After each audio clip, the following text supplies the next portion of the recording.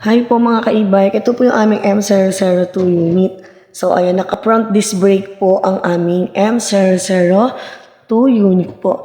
Sa indicator, ayan po indicator niya. Then yung mga switch po ng signal lights, headlight, horn. Meron din po siyang speed selector na 1, 2, and 3.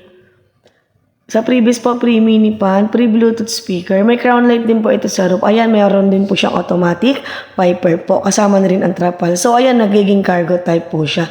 Mayroon po siyang compartment sa likuran and mayroon din pong safety lock. Mayroon po siyang dalawang remote control. Pwede po siya keyless. So, with anti-theft alarm din po si M002 unit po. So sa tire po, meron po siyang 3x10 tubeless tire. Naka-rear drum brake po ang M002 unit po namin. So 2 seaters at the back, pwede rin pong 3.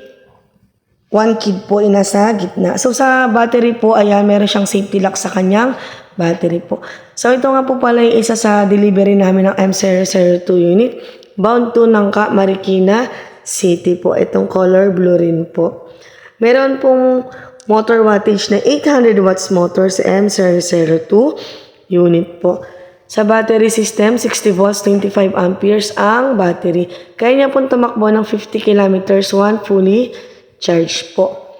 Sa services po, meron kaming lifetime service after sales, 1-year warranty for major parts like battery, charger, controller, and motor po.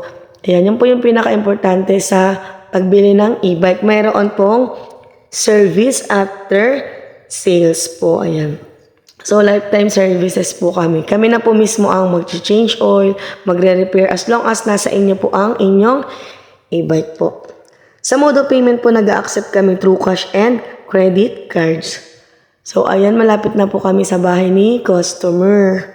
Available color po, red, black, and color blue po. M002 unit po.